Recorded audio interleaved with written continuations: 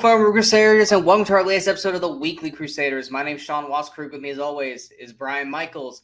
And today we're talking about two movies that came out during the week of, and I don't know why I never pulled this up right before we start, because I do it all the time now, and I gotta enjoy it. This is the week of April 2nd through the 8th. We are officially in April now. I know because last month we were like going into March into April and stuff, Yeah. so now I don't have to worry about making the wrong month anymore. We are talking about two movies came out during this week. One is something that obviously is going to be brought up again here in a couple weeks because we got a new movie of it coming out, and then another one is a I would say, well, how would you describe yours? It's a crime comedy? It's a crime comedy. Yeah. It's a crime comedy, which we're going to start with Brian's pick first here. This movie, shockingly, never saw before, even though it was in the movie theaters when I worked at the movie theater. But I had never seen this movie until just now for the show. And we are talking about the 2002 crime comedy, Big Trouble. Big Trouble came out April 5th, 2002, had a budget of $40 million, had a weekend opening of $3.55 million. It was 9th on its opening weekend in the box office, and had a finished box office of $8.49 million, $7.27 million domestic, and $1.23 million international. Cast-wise, this is a very, very stacked cast in terms of what this movie is. But yeah, I had never seen it before this. So Brian, take it away. So Big Trouble is a 2002 movie. It's directed by Barry Sonnenfeld, who's best known for doing like Addams Family movies. He did Be Cool and Get Shorty, which are both kind of the same kind of tone as this movie. It's crime comedy world things. He did, unfortunately, Wild Wild West. He also did Men in Black. And the Men in Black movies. So that's basically, he doesn't actually have a very long filmography. He's got a couple other movies scattered in there. But this is kind of a departure from him, because we're used to like the Men in Blacks, the Addams Family, things like that, where it's kind of these almost kind of gothic or sci-fi, they kind of always about monsters, things like this. And this one is more, like I said, the Get Shorty and Be Cool, which is just a crime comedy. The basic plot of this one, the story of how a mysterious suitcase brings together and changes the lives of a divorced dad, an unhappy housewife, two hitmen, a pair of street thugs, two love-struck teens, two FBI men, and a psychedelic toad. Based on Pulitzer Prize-winning humorist Dave Barry's best-selling first novel, Big Trouble. Now that's the one thing. First of all, when I was thinking back in this movie, I could have sworn it was based on an Elmore Leonard novel, which Elmore Leonard's the guy who wrote stuff like Out of Sight. Jackie Brown's, the original novel, is based on, is from that, and I thought it was one of his, but it's not. It's apparently this other guy, Dave Barry, but it definitely has that same kind of tone, although it was directed a little bit more comedically than that. But the thing about this movie, as you already kind of touched on, was this was really all about the cast, and this is something you saw a lot in this era, was these big casts of, none of them were superstars. Tim Allen had done like the Santa Claus, and he was doing the Toy Stories, things like that, but he wasn't like a superstar. It's not like you have like Tom Cruise in your movie or something like that. But your lead is him. This is him coming off of Galaxy Quest just a couple of years before. Rene Russo, just coming off of like Thomas Crown Affair, stuff like that. You got Stanley Tucci. You have Janine Garofalo, who, this is back in the era where she was kind of popular. I always liked her kind of comedy. Ben Foster in one of his earlier roles. He and Ben Foster for everyone here, because we love Ben Foster. We love Ben Foster, and this was just a couple of years after the year after Get Over It, which is a super underrated movie I love, with Ben Foster's in it, with Kirsten Dunst. Here he plays one of the love-struck teens they talked about, along with Zooey Deschanel. Don't forget about his best friend.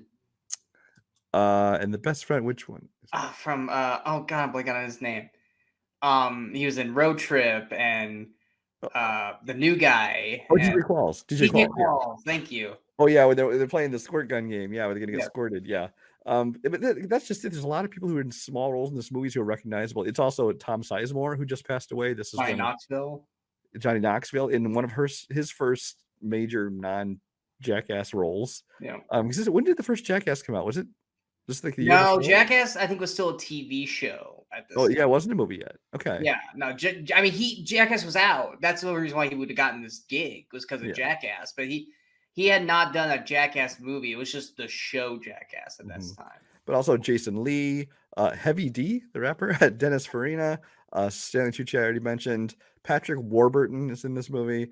Sofia Vergara, almost unrecognizable, honestly. I forgot she was in this movie because... Not gonna lie, gorgeous in this movie. Oh, she looks beautiful in this movie. This is her natural beauty. This is before she put on like 20 pounds of makeup. Yeah. And stuff like that, and she just is just very natural, and she looks beautiful in this movie. It's like I said, almost unrecognizable. I'm like, it's one of those things where like she looks kind of like Sofia Vergara, and I'm like, oh wait, that is Sofia Vergara. Jackass the movie came out the same year. Oh, was it the same year? Okay. Yeah, it was the same year as Jackass the movie. Yeah. I mean, this movie is all about the cast. It's a great cast of actors that I like. Like I said, none of them are superstars. I do like it. There's a lot of good dialogue in it, a lot of good comedic moments, things like that. There's things in this movie that they wouldn't get away with today. I mean, obviously, there's kids running around playing games with guns where they like, go into somebody's house and pretend to shoot them and escort them and stuff like that. That stuff would still go by today, but it's just now. Now you get shot by somebody probably trying to do that. But they almost kind of do in this as well. So honestly, it's very much like today, except that you'd be recording it on your phone probably now. Yeah. Yeah. And then there's, some racist jokes and stuff that the kind of thing you find in all like, anything like pre 2010, where it's like at the time it was like either just it's a product of its time, or in some cases it's like the person who's saying these racist things is supposed to be seen as like, this is a horrible person, or this is an idiot, this racist. And that's the kind of thing that's in this movie. So, but I'm still sure that, the PC police would jump all over this movie if they watched it now. But yeah, I mean, this is just a fun movie that I liked. I wanted to talk about just because it's one that I think a lot of people haven't seen. And some people I think haven't even heard of this movie.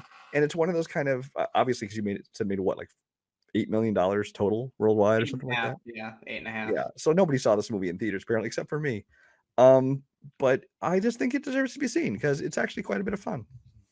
It's definitely off the rails zany movie. Almost Looney Tunes to a point because it's just so like it does kind of get a little bit of that madcap. Yeah, because you get to a point where I was gonna say this goats and dogs with weird faces without spoiling shit, where it's just like, wow, we're just kind of gonna go everywhere. There's one part of this movie that definitely doesn't age well, and based off of when it got released, you can tell that it was pre 9/11, even though this was after 9/11. But I'm sorry, that airport scene with the bomb and the security checkpoint.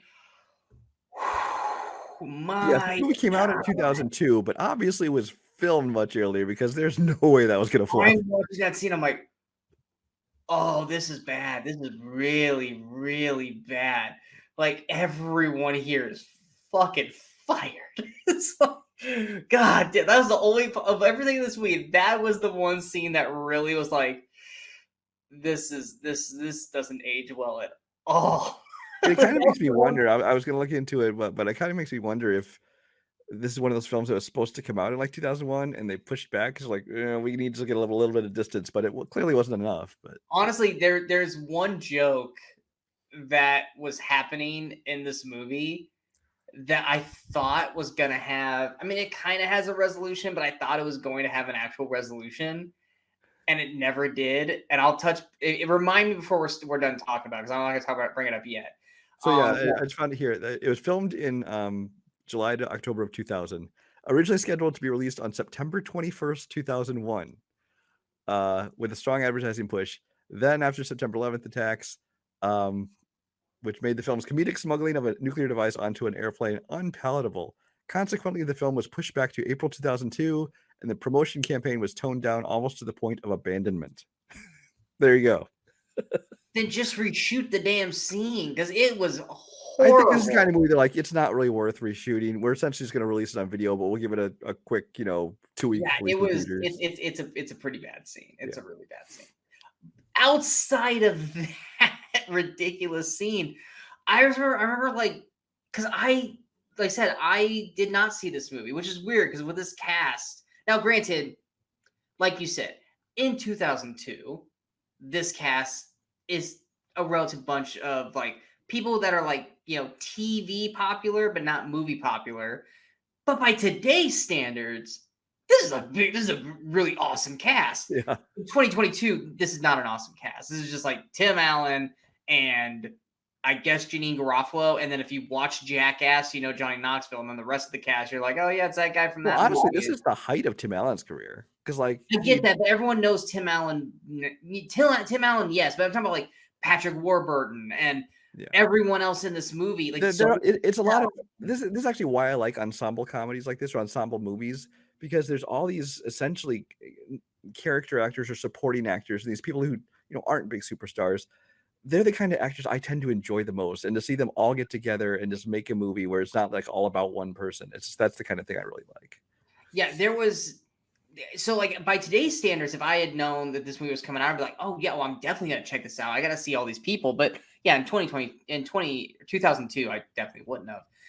But yeah, like I remember watching it and I was like, I don't quite know what this movie's gonna be. And I'm watching it and like I remember like the very, very first scene with Ben Foster, he's like, hey dad, I need to borrow the car. Why? Because we're gonna go kill somebody. Okay, here, have it. I'm like,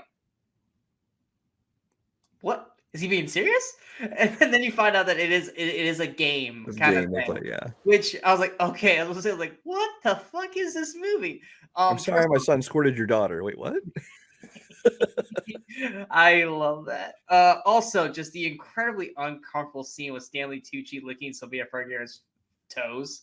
Yeah. My God, they really had to shoot that whole damn scene. Like, anyway, but Stanley Tucci. But yeah, Sofia Vergara, whose character falls in love with Jason Lee, who's living in a treehouse. Puggy is his name, who loves Funyuns.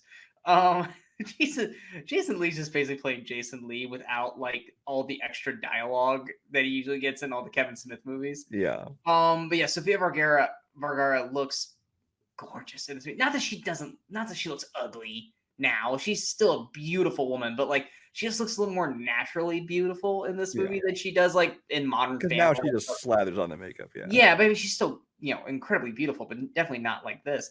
Even wow. Rene Russo? No, well, Rene Russo always looks great. I know where you're going with this. I don't like the blonde hair. Rene Russo needs to always have like that auburn hair. Yeah, the blonde looks a little silly. Yeah, the blonde looks silly, but wow. Original? Well, she looked weird. I don't know where you're going with this, so I don't know. I never seen Zoe with short like auburn hair. That threw me. But cop. Why am I blanking on her name? Janine Garofalo? Thank you, Janine Garofalo. Okay. I was like waiting for it to like come back, and it never did. This is probably the most attractive I've seen her in. Well, that's just it. Is because she, she started on the Ben Stiller show with Ben Stiller, and then she did Reality Bites, which he obviously was started and directed. Yeah, Mystery Man. But then there's a lot of stuff after that people haven't seen. I actually enjoyed her because she was in like The Truth About Cats and Dogs, which is the story of Cyrano de Bergerac. Basically, I thought that was a lot of fun with her and with Thurman. She did a movie called The Matchmaker. It was kind of her first starring like a rom-com kind of movie where she goes over to Ireland. That's a fun one, which that one you can't even find on DVD or anything either. But she's made a lot of good ones, and this is probably about kind of the tail end. And then she started getting into she started doing like a lot of political talk and things. She still does some stand-up now and then, but she started like I think she had a job like MSNBC or one of those places. Yeah. And so she stopped acting so much after this. Much like Patrick Warburton's character in the movie, like when he saw her in the red bustier, he saw her differently. And I was like, is Janine Garofalo hot in this movie? Yeah. Like even I was just like, never looked at it that way before, but okay now I see this. Like, and she wasn't bad looking in Reality Bites either, but she's one of those actresses. Except for those bad bangs, yeah. Yeah, she's one of those actresses like in the right lighting she can look attractive, and in the other lighting she can look very unattractive. But she's still a solid comedian regardless. Oh yeah. But yeah, Patrick Warburton's Patrick Warburton. you either love the guy or you don't, and I love Patrick Warburton. I wasn't prepared for him running butt ass naked through an airport, but when it happened, I was like, "That's great. That's some good shit right there."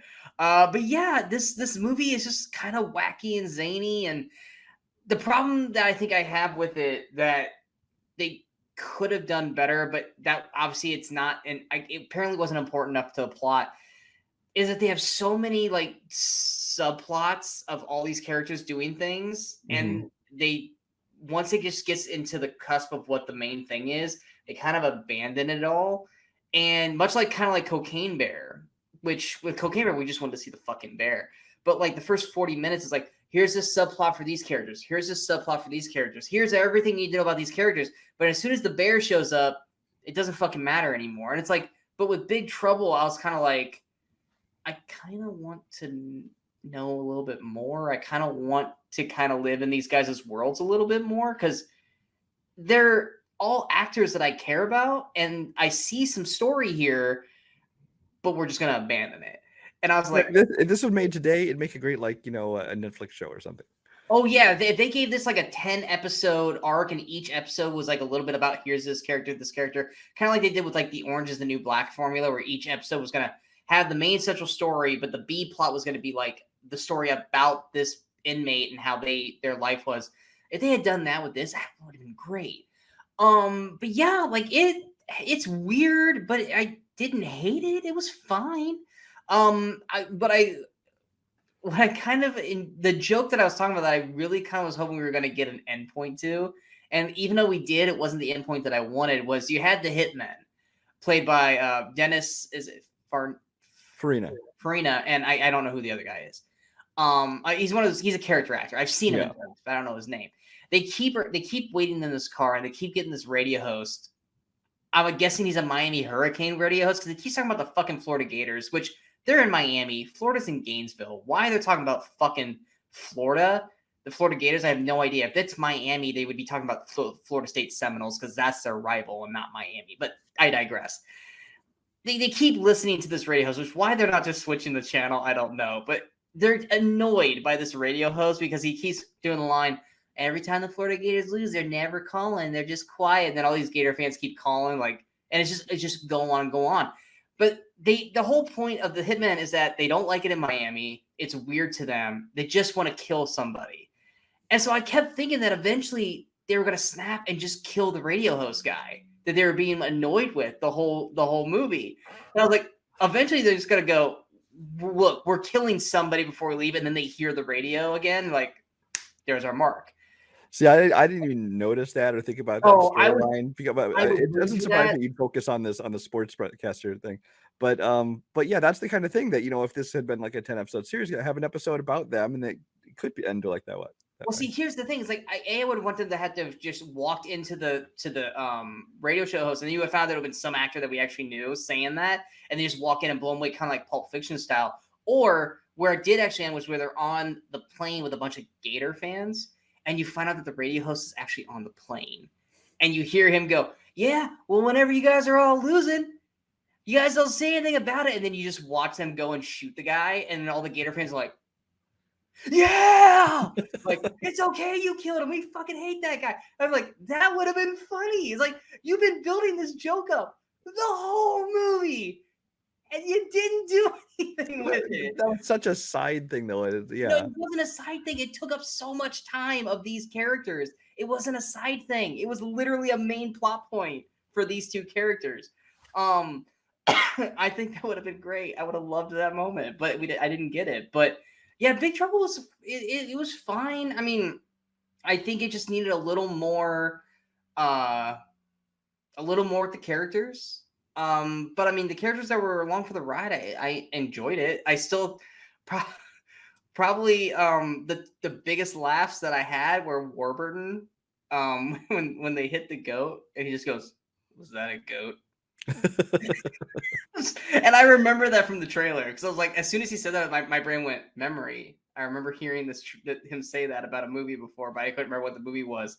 But like, I got the biggest laugh out of that. And then, oh god, what's his name from Conan O'Brien who plays the security cop? Andy Richter. And you find out that he's got like a twin brother. He's like, "Is your brother's security guard?" It's like that whole sequence right there. I was like Patrick Warburton just works for me. His delivery to me is priceless every single time. Just like the one part where Tim Allen's driving recklessly and he's like, "I hope you're not going to be a ticket." He's like, "Guys, I don't see it. I can't write." It's just like little shit like that. And then after that, like you can watch him from in the car and he's got his eyes closed the whole time. It's the little things like that I love, that I remember.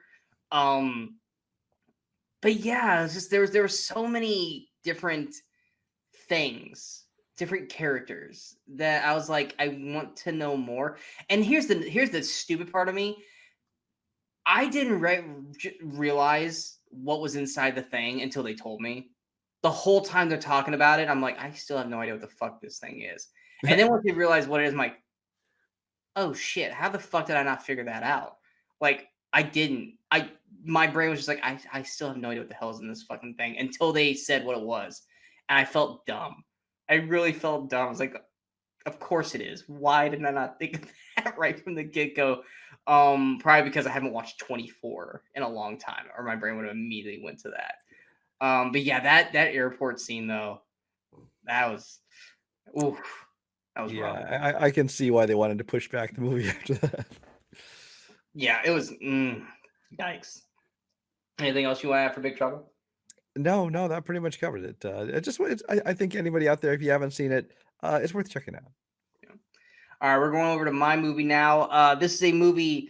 Originally we thought this was going to be a reboot, but it ended up being a requel, and that is 2013's Evil Dead.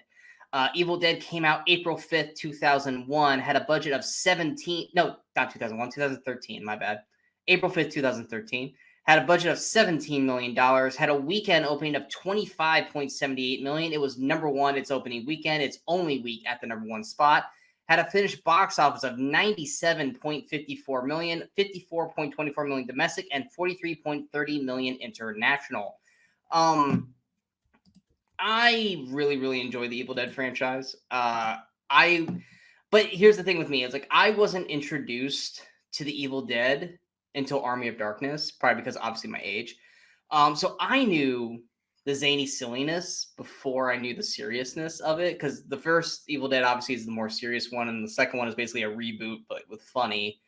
But for me, I knew Army of Darkness. So I love Bruce Campbell as Ash Williams. And if you guys have never watched Ash versus the Evil Dead, you are missing out on 3 seasons of greatness, because that is amazing. And they should have never canceled it.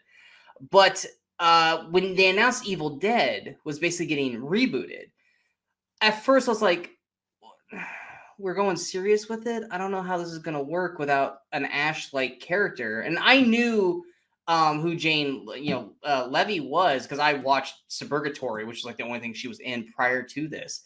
But I was a little worried, but the trailers just looked really brutal. And I was like, well, that's what made Evil Dead great, is you could have brutal ass shit, but then it was funny at the same time. And this is lacking any fun at all. This is just going to be like in your face brutality.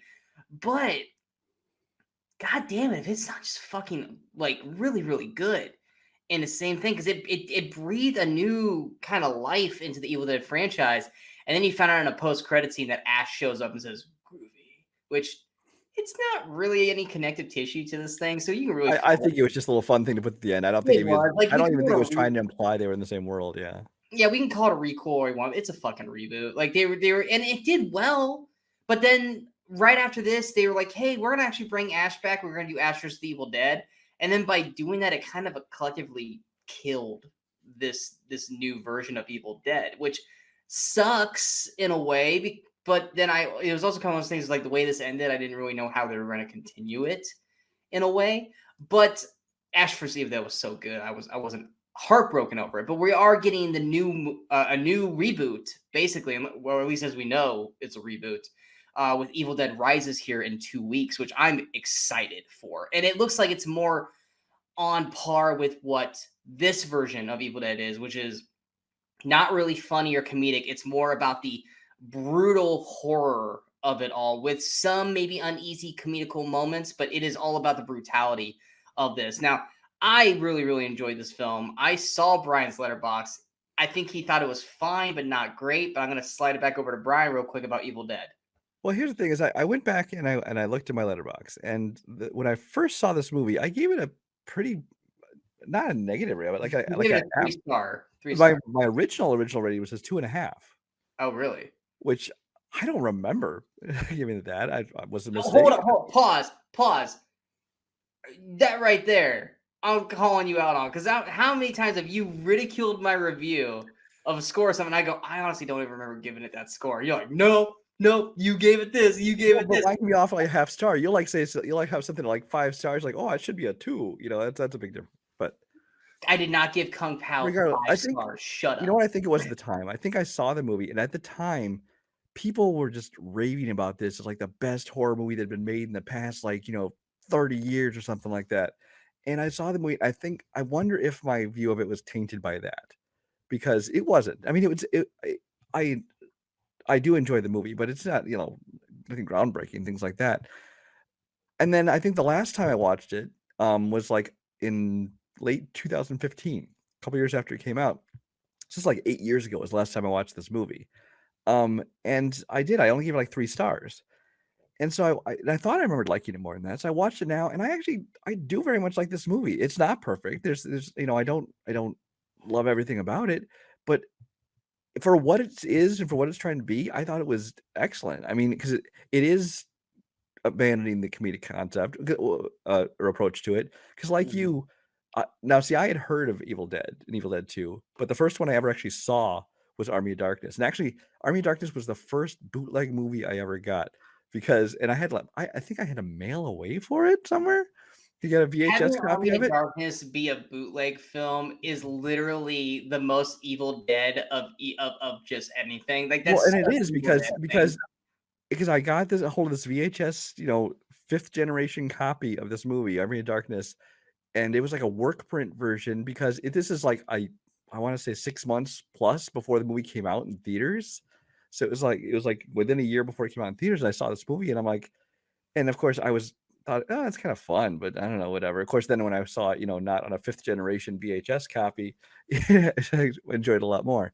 But yes, like you, I first found out about it through the comedic version of it. Then I saw Evil Dead 2, and then I saw Evil Dead 1. So I worked backwards on those. But then this one was going to be, a completely serious take on it.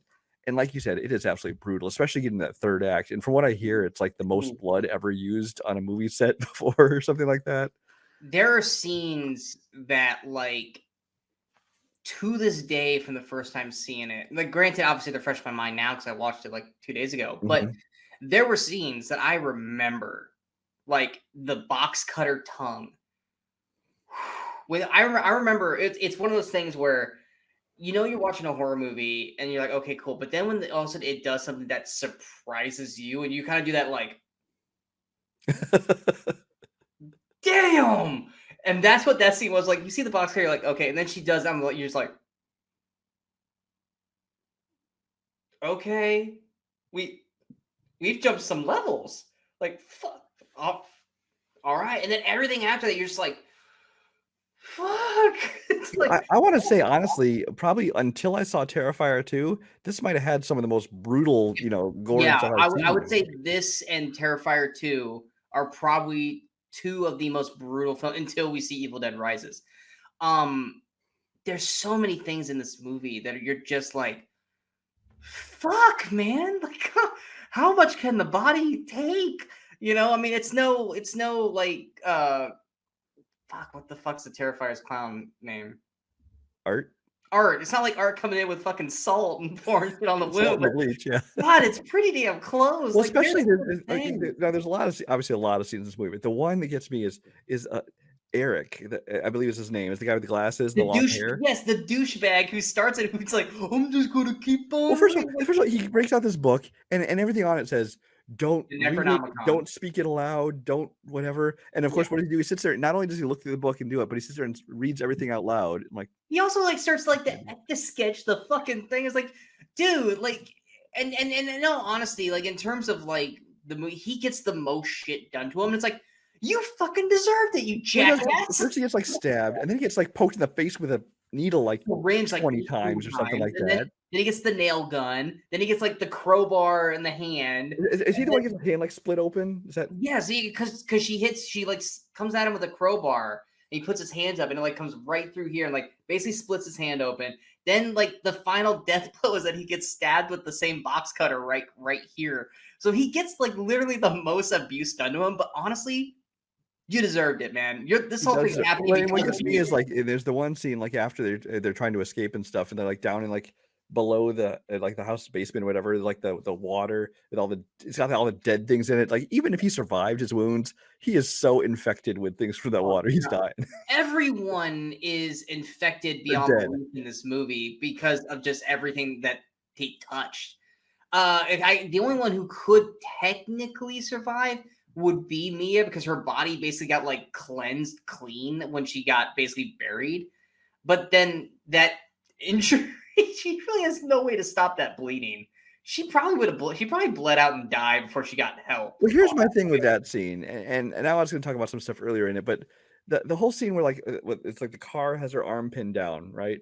Yeah, it's crushed there, and then it's raining like crazy and stuff like that, and she's got to get loose so because of the demons coming at her, and it's like, and first thing she does like grab the chainsaw and cut off. I'm like, it's mud. No. She doesn't use the chainsaw. Or not the chainsaw. She yanks her arm out. Yeah, her arm off. like, but it's mud. Dig, bitch.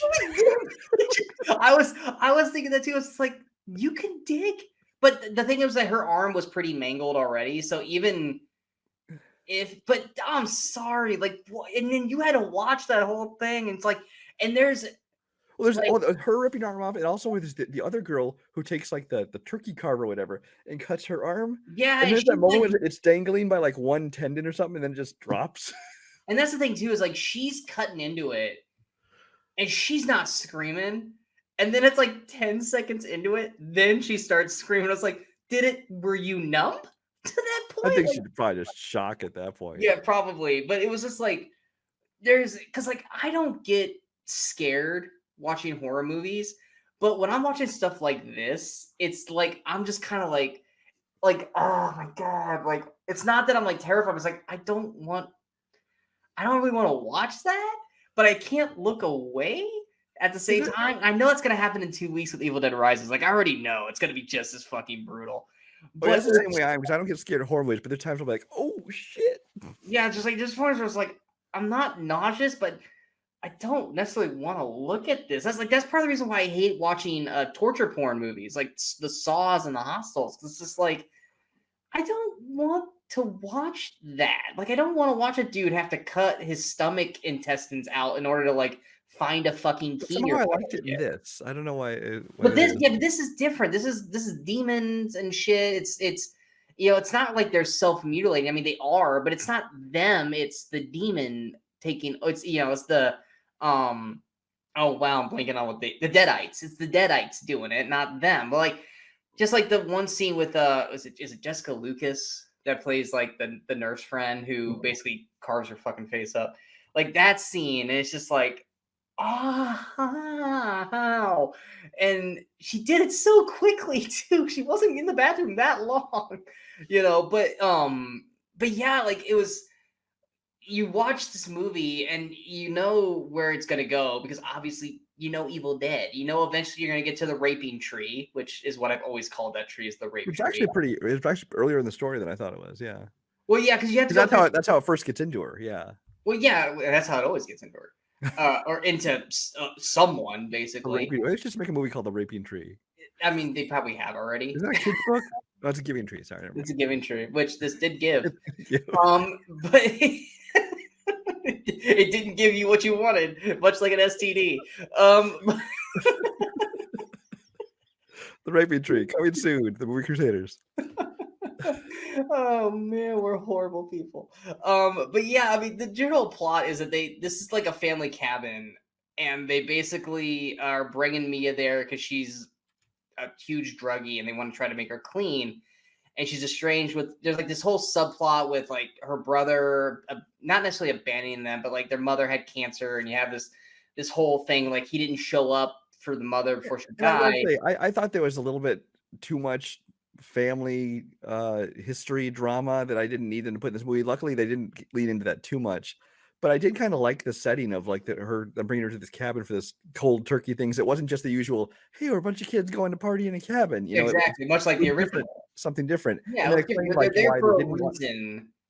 And then also have to explain why they didn't want to just take off and go back to town. It's like, no, we have to do this. We have to get it right this time, or she's going to OD next time. And then reason why also when it does get her, none of them believe her, because no, you're just saying weird shit, so we fucking go. We're not doing that. Yeah. But then it's like, I did like at the very, very beginning, we actually saw a group handle the Deadites the right way. Honestly, I had completely forgotten that beginning. The movie started out, I'm like, I don't remember this at all. And then I I realized totally remember that because that's the whole reason why the book's down there in the first place. But I don't want to say the right way because burning his daughter alive is not necessarily the right and then way. blowing away the shotgun. Yeah. But it's the way of doing it without going full, Ash Williams on it. And yeah, but it kind of sets the tone for everything. It's like, but like they didn't really say how long ago it was because clearly it had to have happened somewhat recently because this was a childhood cabin. So clearly it's not like this shit happened before they were kids. This had to have happened in the in-between. Mm-hmm. And so yeah, because like there's that thing was like that's the weird thing too, is like only Mia could smell the dead below, and she wasn't even infected at that point. Like she was just maybe because her senses were higher because she was, strung out, but like none of them could smell that until they opened the door to the basement door. And then once again, just like Cabin in the Woods, it's like, here's all the treasures at the bottom. Which one are they going to read? And they find the fucking, Necronomicon. And like I said, Eric's a fucking idiot and just wants to read everything. And then he's like, oh, yeah, I did this. It's like, yeah, you son of a bitch. You did. You deserve to die. You deserve everything that happened to you. Yeah. You're a jackass, But one of the things that I still think was shocking to this day was that because they the whole movie, David is the hero. David is Ash through this whole thing. He's not funny, but by the way, Shiloh Hernandez, whatever, he's a horrible actor. I gotta say. Honestly, most of these people aren't good actors, but their main job is to scream and be terrified and hurt. Yeah. Like that's honestly probably one of the easiest acting gigs you can get is just scream and be terrified the whole way. But he is the hero. He's supposed to be Ash. Like you even get that point where he's building. She does like the quick talk, like him building shit. You're like, oh shit, what's he building? And you think, okay, yeah, he kills Mia and it's done, and then he fucking dies. You're like, oh shit, now Mia's the hero. Like you weren't expecting that. Like that was a twist that I wasn't expecting. And then of course we get that ending. But I still say that there's no fucking way Mia makes it out of that fucking woods without bleeding out and dying. Oh, there's absolutely no way. Which because it's not like she could burn her hand. She's basically bone hanging off her she's dying in those she's woods. A, in shock, B, dying from blood loss, C, infected from everything from that water they were plowing through, and so many other things. You gotta remember, her body got cleansed. Yeah. And so she was basically 100% fine. Honestly, I'm a little torn on kind of the whole twist and the whole ending, just because it's like, I like kind of the twist where it's like, oh, he's not the hero, she's the hero of the movie. But at the same time, it's like, I liked that, she got possessed early on. And like, basically, one of our main character is like, she's the one that they have to kill. And then I thought it was a little bit of a cop out to be like, oh, wait, she's normal again. And so now she's just fighting off this other demon girl, like. Well, that was the demon girl that she saw before she got infected. That was the demon girl that was chasing her. Right, but I mean, I thought the whole idea that suddenly she's not possessed anymore and now she's the hero, I thought a little bit of a cop out, but I still enjoyed the movie. They did everything. They killed the Deadite technically in her, but it needed to kill 5, and when David died, that was the 5th one. So it still continued because they killed the Deadite in her, but they didn't kill the Deadite in Eric. Mm. Eric was infected, but he just let him. I love how David was just like, he's dead. He's like, I'm just gonna put you in the water. It's like, that's part of the one funny part of the movie where he was just like, okay, you can. I don't want to let you. It's like, cool, okay, but it's like, that all made sense. It's like, yes, if Eric hadn't died, then it would have been done. But because Eric was dead and he was infected, technically, then that's why everything continued. But yeah, no, Mia was cleansed in that point. But I don't think it is a cop out. It incongruently makes sense with the story. The only thing that I didn't like, which I think most people was like, they shouldn't have killed the fucking dog. But that's the one thing. Kill as many fucking people as you want. Kill kids, but don't you dare fucking touch the dog. Isn't that? Don't you love how American culture is? It's like, kill children all you want, don't touch dogs, unless the dog's a dick. And that dog was not a dick. They called him Grandpa. Like, come on. Fuck you. But yeah, I loved the aestheticness of it all. I loved.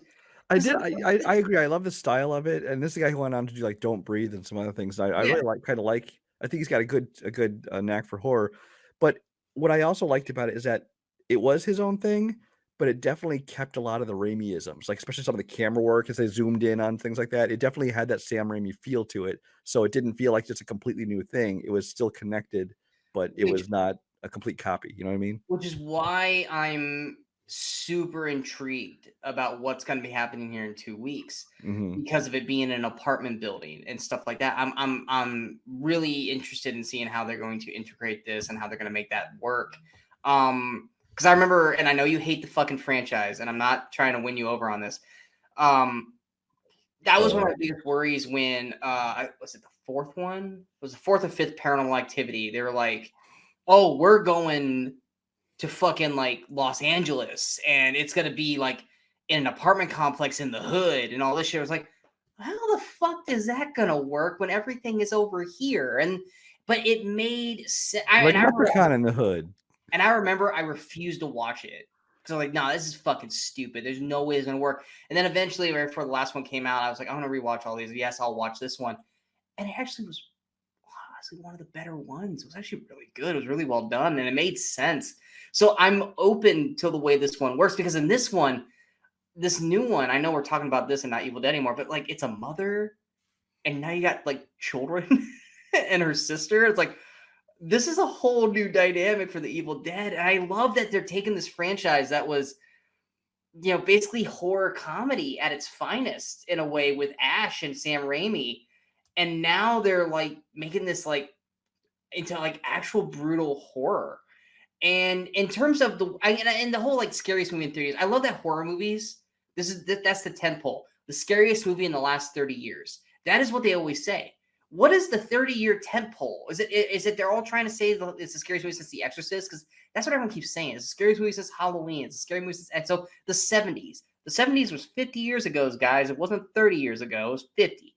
But I guess it depends on the people that watch it. It like for you and me, this wasn't scary. It was just cringily brutal, but in a good way, not cringy bad. Yeah. I guess for people who can't stand that I guess that's scary, but it's not scary. It's just fucking hardcore brutal. And in a great way. And it's brutality that goes with the story.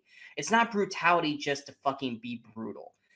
Everything in this movie, like watching, like when the Deadite gets the nail gun and just starts, just going off on the nail gun stuff on Eric and David, like that whole sequence was shot really, really well. And then, which first off, that was also stupid that David just told, what's the girlfriend's name? Natalie.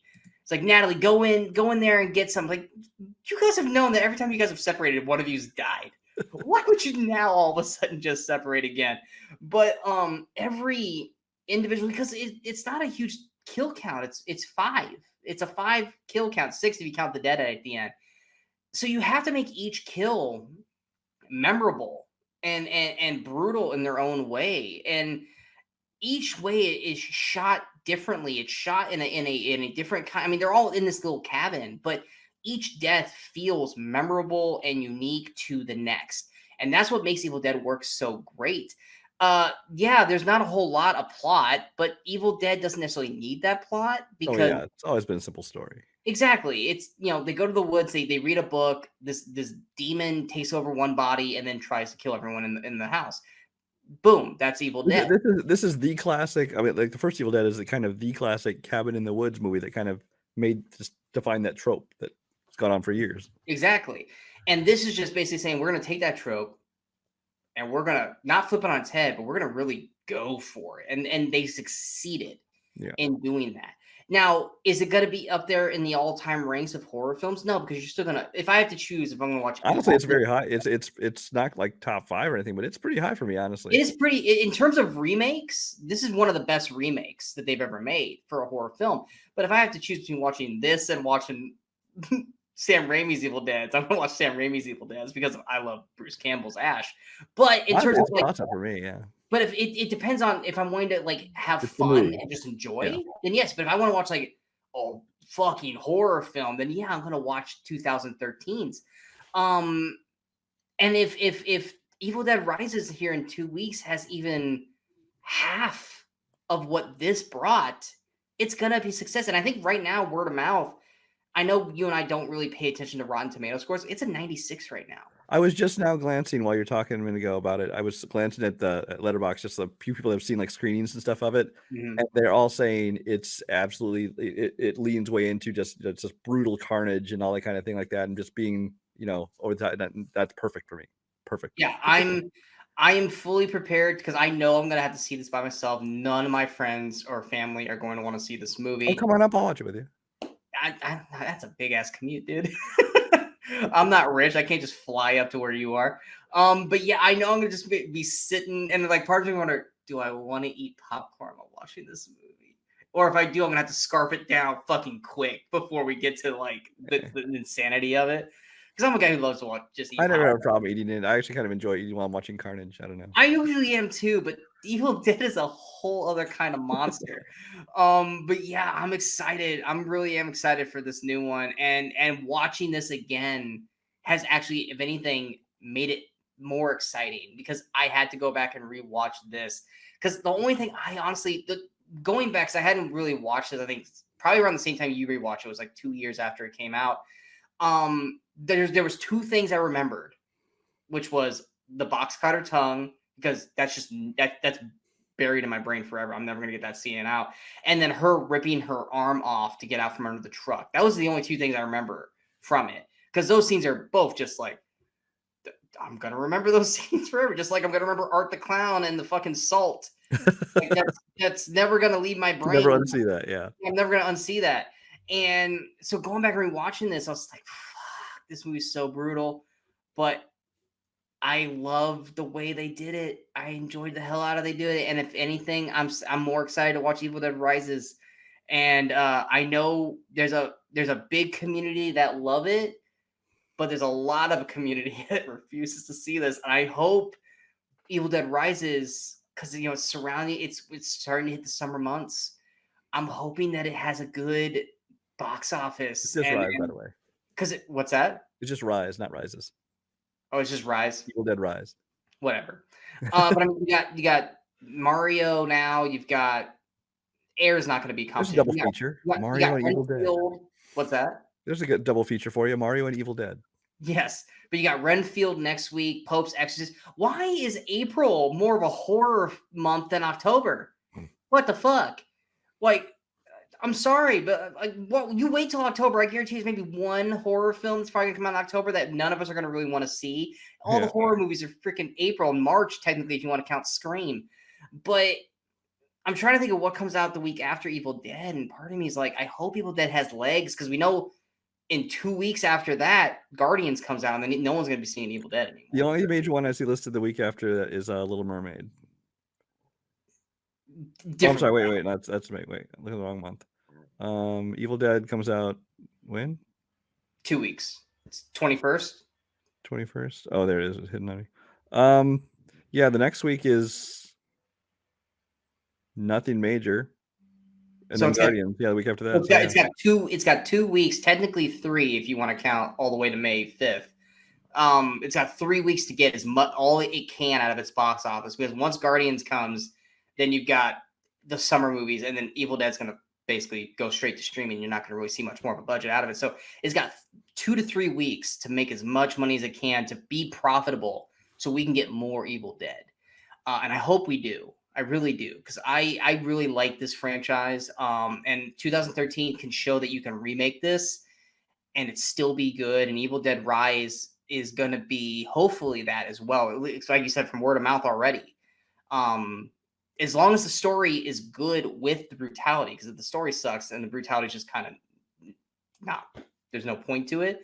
But yeah, I really enjoyed rewatching this 2013. As brutal as it was, I did too, and why I'm actually kind of puzzled by my earlier score. What'd you change it to now? Then what is it now? It's kind of a 3.5, 4. I'm actually not quite sure where I've decided to settle on. Probably closer to 4. All right, that's good. So you basically went a whole 2.5. You almost doubled your score technically to a point. But yeah, it was hard to watch, because even rewatching it, I was having a hard time. Like, I kind of wanted to like look away because like I don't really want to watch the brutality. But I was like, no, man, you love this. Like, why are you turning away from this? And yeah, I really enjoy this. And Jane Levy is such an underrated actress. I love her. She's so good. And like I said, she did Don't Breathe with this guy as well. And that was great. Don't Breathe is great. And she's fantastic in that as well. But then she has range. She goes and does different things. She just did Zoe's Playlist, which I actually really loved that show. It's a musical show.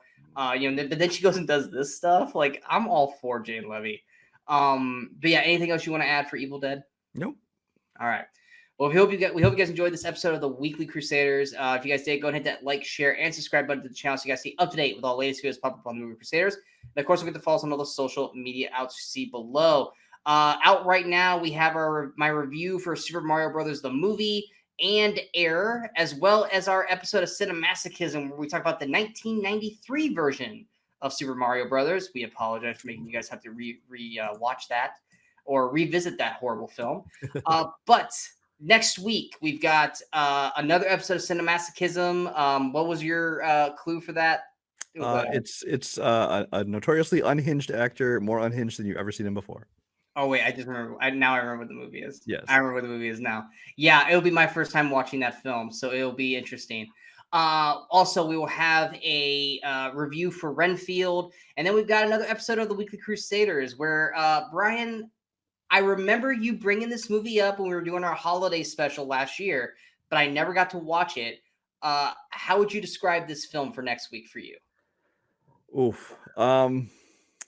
Without giving it away, obviously. It's a sci-fi horror time travel teen rom-com.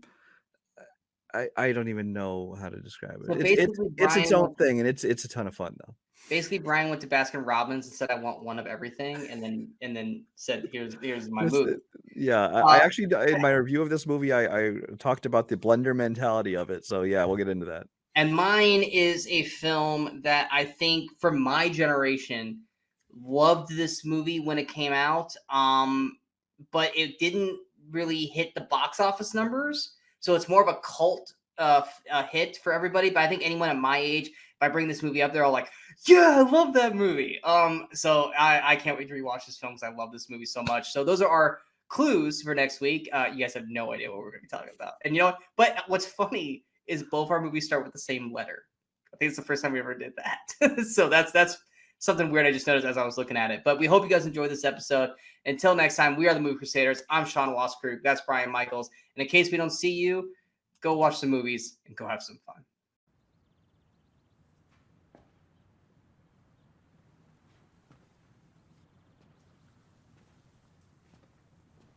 You're still here. It's over. Go home.